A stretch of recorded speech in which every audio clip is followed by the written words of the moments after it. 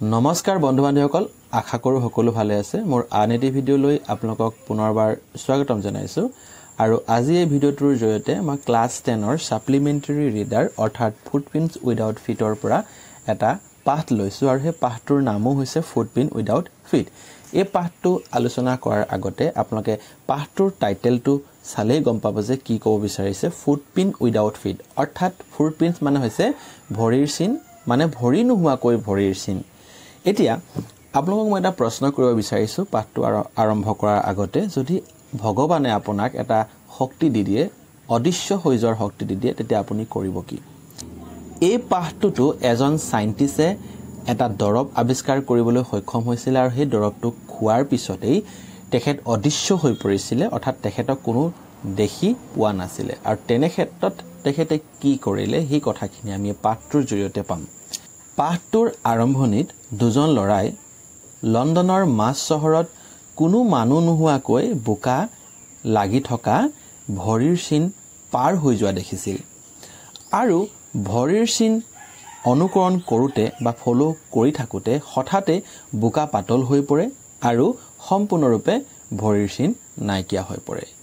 এই যে কথাখিনি ক'লে এই কথাখিনি কওঁতে এজন ব্যক্তিৰ কথা ক'ব বিচাৰিছে অৰ্থাৎ এই যে ৰাস্তাত যে ভৰিৰ চিন দেখিছিলে মানুহ নোহোৱাকৈ সেই মানুহজন এজন সাইন্টিষ্ট আছিল যাৰ নাম হৈছে গ্ৰিফিনে বহু বছৰ ধৰি এক্সপেৰিমেন্টৰ ওপৰত এক্সপেৰিমেন্ট চলাই আছে আৰু অৱশেষত এনেকুৱা এটা দৰব প্ৰস্তুত কৰিলে যি দৰব খোৱাৰ পিছত মানুহ অদৃশ্য হৈ যায় গ্ৰিফিন নামৰ সাইন্টিষ্টৰ কথা ক'লো এই গ্ৰিফিন ব্যক্তিজনক ইয়াত পাঠটোত ব্ৰিলিয়ান্ট সাইন্টিষ্ট বুলি কোৱা হৈছে যদিও ব্ৰিলিয়ান্ট সাইন্টিষ্ট বুলি কোৱা হৈছে তথাপিও কিন্তু গ্ৰিফিন অৰ্থাৎ এই সাইন্টিষ্টজন ললেছ পাৰসন আছিল ললেছ মানে হৈছে আইন কানুন মানি নচলা এজন ব্যক্তি আছিল এই পাঠটোত গ্ৰিফিনে এটা ৰেয়াৰ ড্ৰাগছ অৰ্থাৎ দুষ্প্ৰাপ্য দৰব প্ৰস্তুত কৰিলে সেই কাৰণে তেখেতক ব্ৰিলিয়ান্ট সাইন্টিষ্ট বুলি ক'ব বিচাৰে লেখকে কিন্তু লগে লগে ইয়াত গ্ৰিফিনক অৰ্থাৎ সাইন্টিষ্টজনক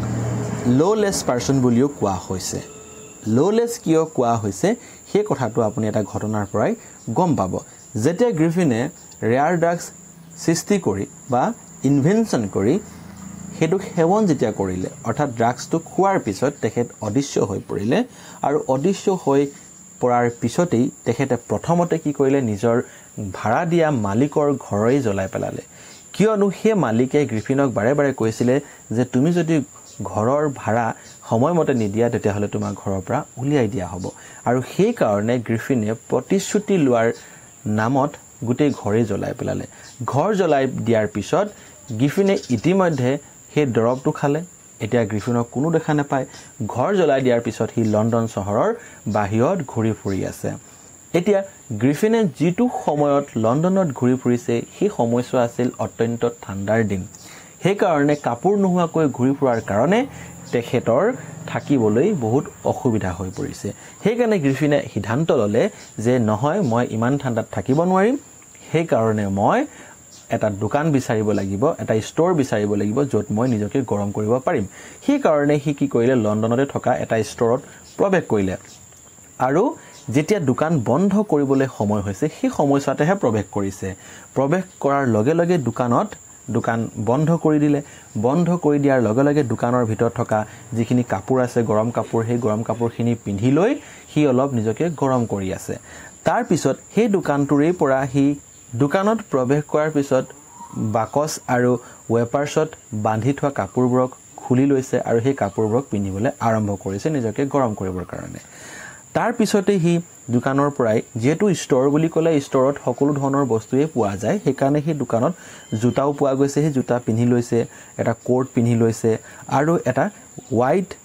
ব্ৰিমড হেড লগাই লৈছে এটা ঘৰনিয়া টাইপৰ এটা টুপি লগাই লৈছে আৰু সেই সময়ত সম্পূৰ্ণৰূপে এটা ড্ৰেছড পিপল হৈ গ'ল অৰ্থাৎ যেতিয়া কাপোৰ হি পিন্ধি দিয়ে তাক সকলো মানুহে দেখা পায় যেতিয়া কাপোৰ নিপিনে তেতিয়াহে হি অদৃশ্য হৈ পৰে এই কাপোৰ পিন্ধাৰ পিছত হি প্ৰথমবাৰৰ বাবে ভিজিবল পাৰসন হৈ গ'ল ইনভিজিবলৰ পৰা আৰু সেই দোকানতে হি ৰেষ্টুৰেণ্টত সোমাই ৰেষ্টুৰেণ্টৰ কিচেনত সোমাই পাকঘৰত সোমাই হি কোল্ড মিট খাইছে কফি খাইছে আৰু সেই ষ্টৰতে থকা এটা গ্লোচাৰী ষ্টৰৰ পৰা আমি গেলামালৰ দোকান বুলিও কয় সেই গ্ৰোচাৰীত সোমাই পিনে ওয়াইন আৰু সুইটস খাইছে কাৰণ লণ্ডন চহৰত এটা কথা আছে যে তাত মানুহে কিবা খোৱাৰ পিছত ওয়াইন খায় গতিকে সুইট ওয়াইন খোৱাৰ পিছত ধুনিয়াকে আৰাম কৰিছে আৰাম কৰি থাকোতে তাতে গৰম কাপোৰত হি টোপনি গুচি গ'ল কিন্তু ৰাতিপুৱা শুই উঠাত দেৰি হোৱাত দোকানৰ কৰ্মীসকলে আহি দোকান খুলিলে আৰু দুজন কৰ্মীয়ে গ্ৰিফিনৰ কাষ চাপিছে এতিয়া গ্ৰিফিনৰ ভয় লাগিছে সেই কাৰণে ভয়তে গ্ৰিফিনে তাৰ পৰা দৌৰ মাৰিলে আৰু দৌৰ মৰাত সেই দোকানৰ সেই দুজন মানুহে দেখা পোৱাত তাৰ পিছে পিছে সেই দোকানৰ সেই দুজন মানুহও দৌৰ মাৰিলে কিন্তু লাহে লাহে গ্ৰিফিনে কি কৰিছে নিজৰ চুলাবোৰ নিজৰ পিন্ধা কাপোৰবোৰ খুলি পেলাইছে যাতে তাক কোনো আকৌ দেখা নাপাব আৰু যেতিয়া সেই লৰা দুজনে খেদা মাৰি গৈ আছিল গ্ৰিফিনে নিজৰ এপট এপটকে কাপোৰবোৰ খুলি খুলি দলিয়াই আছে আৰু সম্পূৰ্ণৰূপে হি আকৌ উলংগ হৈ পৰিলে এইবাৰ আকৌ গ্ৰিফিনে আন এবাৰৰ বাবে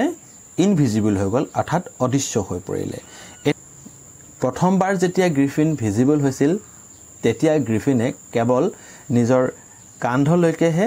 কাপোৰ পিন্ধিব পাৰিছিল অৰ্থাৎ মুখৰ ওপৰৰ অংশডখৰ কি হৈ আছিল অদৃশ্যই হৈ আছিল কিন্তু এইবাৰ গ্ৰিফিনে ভাবিছে যে নহয় এইবাৰ মই মোৰ মুখমণ্ডল সকলোবোৰ ঢাকিব পৰাকৈ এটা দোকানত সোমাব লাগিব আৰু দোকানত সোমাই তাৰ পৰা বস্তু ল'ব লাগিব সেই মতে গ্ৰিফিনে এটা থিয়েটিকেল কোম্পানী পাই গ'ল অৰ্থাৎ নাট্য কোম্পানী পাই গ'ল য'ত বিভিন্ন প্ৰকাৰৰ বস্তু পোৱা যায় হি তাতে প্ৰৱেশ কৰিলে ঠাণ্ডাত কপি কপি নাট্য কোম্পানীৰ কেন্দ্ৰস্থল ড্ৰিলেণ্ডত হি উপস্থিত হ'ল আৰু সেই ড্ৰিলেণ্ডৰ পৰা মুখমণ্ডল ঢাকিবলৈ বেণ্ডেজেছ ল'লে কলা চশমা ল'লে থিয়েটাৰত ব্যৱহাৰ কৰা মিছা নাক এটা লৈ ল'লে তাৰপাছত বিগ বুচি সাইড উইস্কাৰ্ছ লৈছে আৰু এটা ডাঙৰ টুপি লৈ লৈছে এই বস্তুখিনি লোৱাৰ পিছত হি এতিয়া দোকানীৰ পৰা বাচিবৰ কাৰণে হি দোকানীজনকে পাছফালৰ পৰা আঘাতপ্ৰাপ্ত কৰে আৰু সেই দোকানৰ সকলোবোৰ ধন তেখেতে যিমান পাৰে গোটেই ধনখিনি তাৰ পৰা লুটি লৈ যায় তাৰ পাছত গ্ৰিফিনে লণ্ডনত ঘটা এই ঘটনাটোৰ পাছত তেখেতে লণ্ডনৰ ভিৰৰ পৰা ট্ৰেইনৰ জৰিয়তে আইপিং নামৰ গাঁৱলৈ গুচি যায় আৰু সেই আইপিং নামৰ গাঁৱতে মিছেছ হোল লেণ্ডলৰ্ডৰ ৱাইফ হয় তেখেতক লগ পালে আৰু তেখেতৰ পৰা এটা ভাড়া ৰুম বিচাৰিলে কিন্তু সাধাৰণতে সেই সময়ত প্ৰায় মানুহে আইপিং নাযায় আৰু গ্ৰিফিনৰ যি অস্বাভাৱিক চেহেৰা আৰু ব্যৱহাৰ দেখি মিছেছ হোল আচৰিত হৈছিলে সেইকাৰণে মিছেছ হোলে ভাবিছিলে মই তাৰ লগত অকমান ফ্ৰেণ্ডলি হৈ যাওঁ তেতিয়া হি সকলো কথাবোৰ মোক খুলি ক'ব কিন্তু তাৰ পৰিৱৰ্তে গ্ৰিফিনে কৈছিলে যে আপুনি মোক আমনি নকৰিব মই ইয়াত অকলীয়া হৈ থাকিব বিচাৰো আৰু মোৰ অলপ দিন আগত এটা ঘটনা ঘটিছিলে সেই কাৰণে মোৰ চেহাৰাটো তেনেকুৱা হৈ আছে মই কিবা কৰিলে মোৰ কামত যাতে কোনো বাধা নিদিয়ে মই বাধা নিদিয়াটো বিচাৰো এই বুলি আৰু মিছেছ হলক আগতীয়াকৈ ঘৰ ভাড়া দি দিছিল এই সকলোবোৰ কাণ্ড দেখি মিছেছ হলে গ্ৰিফিনক এটা নাম দিছিল আৰু সেইটো হৈছে ইচেন্ট্ৰিক সাইন্টিষ্ট অৰ্থাৎ অকমান অকৰা বা পাগল টাইপৰ এজন বৈজ্ঞানিক এতিয়া গ্ৰিফিনে ডেৰিলেণ্ডৰ পৰা চুৰ কৰা পইচাৰে বেছি দিন থাকিব নোৱাৰিলে সেই কাৰণে আকৌ যেতিয়া ঘৰ ভাড়া দিয়াৰ সময় আহি পৰিলে তেতিয়া মিছেছ হোলক কৈছিলে মিছেছ হোল মোৰ এটা চেক আহিব লগা আছে আৰু সেই চেকটো আহিলেই মই আপোনাৰ পইচাখিনি দি দিম এৰ অলপ পিছতেই এটা কৌতুকহল পৰিঘটনা সংঘটিত হৈছিল সেই আইপিং চহৰত থকা এটা চাৰ্জত এক্সট্ৰা অৰ্ডিনাৰী এফেয়াৰ হৈছিল অৰ্থাৎ অসাধাৰণ ঘটনা ঘটিছিল চাৰ্জত থকা ক্লাৰ্জিমেনৰ অৰ্থাৎ আমি যাক তেওঁলোকৰ ধৰ্মগুৰু বুলি কওঁ আৰু কিছুমানে পাদ্ৰী বুলিও কয় গতিকে সেই ক্লাৰ্জিমেনৰ ষ্টাডি ৰুমৰ পৰা কোনোবাই পইচা চুৰি কৰা এটা শব্দ শুনা পাইছিল আৰু সেই কাৰণে ক্লাৰ্জিমেন আৰু তাৰ ৱাইফে চাৰ্জৰ ওপৰ মহলৰ পৰা তলৰ মহলালৈ গৈ আছে আৰু যেতিয়াই ক্লাৰ্জিমেন তললৈ আহি তেতিয়া কাকো দেখা নোপোৱাত তেওঁলোকে আচৰিত হয় আৰু সেই গোটেই ষ্টাডি ৰুমৰ পৰ্দা কিনাৰত চালে ডেস্কৰ তলত চালে কেনেবাকৈ কোনোবা সোমাই আছে নেকি বুলি কিন্তু তেওঁলোকে কাকো তাত দেখা নাপালে ক্লাৰ্জিমেনৰ ঘৰত ঘটা বা ক্লাৰ্জিমেনৰ ষ্টাডি ৰুমত ঘটা ঘটনাটো যিমান অসাধাৰণ আছিল তাতোতকৈ এটা অসাধাৰণ ঘটনা ঘটিছিল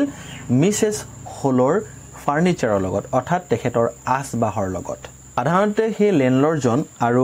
মিছেছ হল যিয়ে নেকি ইচেণ্ট্ৰিক সাইণ্টিষ্টজনক ঘৰ ভাড়া দি থৈছে তেওঁলোকে প্ৰায় সোনকালে উঠে আৰু সেই দিনাখনো তেওঁলোকে সোনকালে উঠিছিল তেওঁলোকে সোনকালে উঠি দেখা পালে গ্ৰিফিনৰ কোঠাৰ দৰ্জা খোলা সাধাৰণতে গ্ৰিফিনে দৰ্জা বন্ধ আৰু লক কৰি থৈ দিয়ে যদি কোনোবাই গ্ৰিফিনৰ ৰুমত প্ৰৱেশ কৰে তাৰ বহুত খং উঠে কাৰণে মিছেছ হলো গ্ৰিফিনৰ ৰুমত সোমাবলৈ চেষ্টা নকৰে কিন্তু সেই দিনাখন এটা সুযোগ পাইছিল সেইকাৰণে সেই সুযোগটো মিছেছ হলে হেৰুৱাব বিচৰা নাছিলে সেইবাবে মিছেছ হলে গ্ৰিফিনৰ ৰুমৰ ফালে গ'ল আৰু দৰ্জাত অকমান জুমাজুমি কৰি মাতিছে কোনোবা আছে নেকি বুলি কাকো নেদেখাত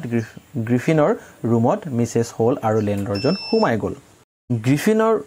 ৰুমত সোমোৱাৰ পিছতে মিছেছ হলে গম পায় যে গ্ৰিফিনৰ বিছনাটোচোন ঠাণ্ডা হৈ পৰি আছে যদি কোনোবা শুই থকাহেঁতেন বা গ্ৰিফিন যদি শুই থকাহেঁতেন বিছনাটো গৰম হৈ থাকিলেহেঁতেন কিন্তু যিহেতু গ্ৰিফিন বহু আগতেই ৰুমৰ পৰা ওলাই গুচি গ'ল বুলি ভাবিলে আৰু লগতে দেখিলে যে কাপোৰ ইফালে ইফালে পৰি আছে যিবোৰ ব্ৰেণ্ডেজেছ গ্ৰিফিনে লগাই থাকে সেই ব্ৰেণ্ডেজেছবোৰ ইফালে ইফালে পৰি আছে সেইকাৰণে মিছেছ হলৰ এটা সন্দেহ হ'ল আৰু সেই সময়তে মিছেছ হলে তাৰ কাণৰ ওচৰত এটা হুমুনিয়া শব্দ এটা শুনিছে আৰু হঠাতে দেখা পালে যে বিছনাত পৰি থকা সেই টুপিটো তাৰ মুখ ফালে উৰি আহিছে বা তাৰ মুখৰ ইফালে ইফালে ঘূৰি ফুৰিছে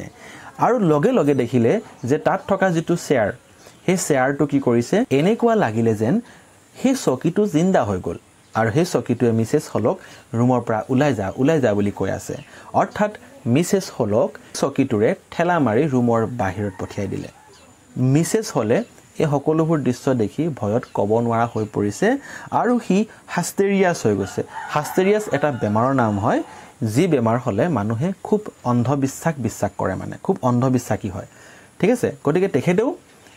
হাষ্টেৰিয়াছ হৈ পৰিছে আৰু কৈছে নহয় এই ৰুমটোত নিশ্চয় আত্মা আছে আৰু এই যে চকীটো জিন্দা হৈ গ'ল এই চকীটোত নিশ্চয় আত্মা সোমাইছে আৰু মোৰ মা এই চকীতে বহিছিল গতিকে মোৰ মাৰ আত্মাই এই চকীটোতেই সোমাই পৰিলে সেই বুলি ক'বলৈ আৰম্ভ কৰিলে আৰু এই কথা যেতিয়া ওচৰ চুবুৰীয়াই গম পাই গ'ল তেতিয়া মানুহেও আলোচনা কৰিব ধৰিছে যে গ্ৰিফিন অৰ্থাৎ সাইণ্টিষ্টৰ ৰুমত এজনী ডাইনী আছে বুলি সবে আলোচনা কৰি আছে এনেকুৱা ধৰণৰ যেতিয়া ঘটনা ঘটে তেতিয়া প্ৰায় মানুহেই অন্ধবিশ্বাসী হৈ পৰে কিন্তু যেতিয়া গাঁওবাসীয়ে গম পালে যে ক্লাৰ্জিমেনৰ ঘৰতো সেই ঘটনা বা এনে ঘটনা এটা ঘটিছিলে যে তাতো কোনোবা মানুহ সোমাইছিলে আৰু মানুহ সোমোৱাৰ পিছত ক্লাৰ্জিমেনৰ পইচাখিনি চুৰ কৰি লৈ গ'ল আৰু ৰাতিপুৱা যেতিয়া এই কথাটো সকলোৱে গম পালে যে ক্লাৰ্জিমেনতো সেই দিনাই তাৰ আগতেই পইচা চুৰ কৰিছিলে তাৰ ষ্টাডি ৰুমৰ পৰা তেতিয়া কিন্তু মানুহে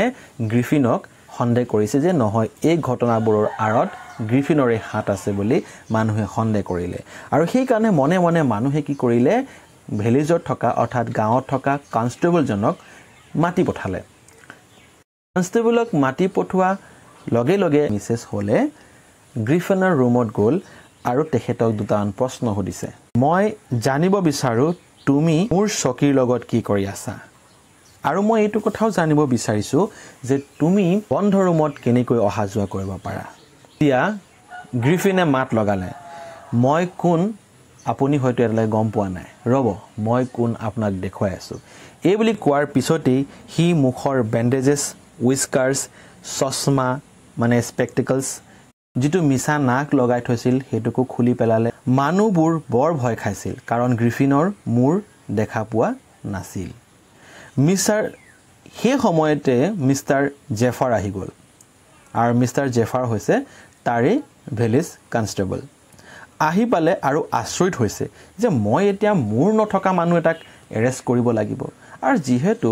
আমাক মেজিষ্ট্ৰেটে অৰ্ডাৰ দিছে মূৰ হওক বা নহওক মইতো ধৰিবই লাগিব এই বুলি কৈ যেতিয়া গ্ৰিফিনক ধৰিব গৈছিল গ্ৰিফিনে তাৰ দেহৰ কাপোৰবোৰ এটা এটাকৈ খুলিবলৈ আৰম্ভ কৰিলে আৰু তেনে ক্ষেত্ৰত মিষ্টাৰ জেফাৰক গ্ৰিফিনক ধৰিবৰ কাৰণে কষ্ট হৈছে যেতিয়া সম্পূৰ্ণ কাপোৰ খুলি পেলালে তেতিয়া মিষ্টাৰ জেফাৰে গ্ৰিফিনক ধৰিব পৰা নাই মিষ্টাৰ জেফাৰক গ্ৰিফিনে জোৰটোৰ পৰা ঘুচা মাৰিছে আৰু অৱশেষত মিষ্টাৰ জেফাৰ অচেতন হৈ পৰিল মানুহবোৰে ভয়তে ধৰ বুলি মাত উলিয়াই চিঞৰিছে আৰু এইফালে গ্ৰিফিন তাৰ পৰা পলাই পতংগ গতিকে এই সাধুটো ইমানখিনি আছিল যদি আপুনি ভিডিওটো ভাল পাইছে প্লিজ লাইক শেয়াৰ কমেন্ট এটা কৰি দিব আৰু ভিডিওটো বন্ধু বান্ধৱীসকলক শেয়াৰ কৰিবলৈ নাপাহৰিব যদি আপুনি ভিডিওটো নতুনকৈ আহিছে প্লিজ সাবস্ক্ৰাইব এটা কৰি দিব আৰু ক্লাছ 9-10 ৰ ইংলিশ গ্ৰামাৰৰ যদি আপোনালোকক ভিডিও লাগে ডেসক্ৰিপচনত লিংক দিয়া আছে তাত গৈ আপুনি ক্লিক কৰিলে সকলো ভিডিওবোৰ পাই যাব ভিডিওটো যদি সম্পূৰ্ণ চাইছে অশেষ ধন্যবাদ থ্যাংক ইউ ফৰ ওয়াচিং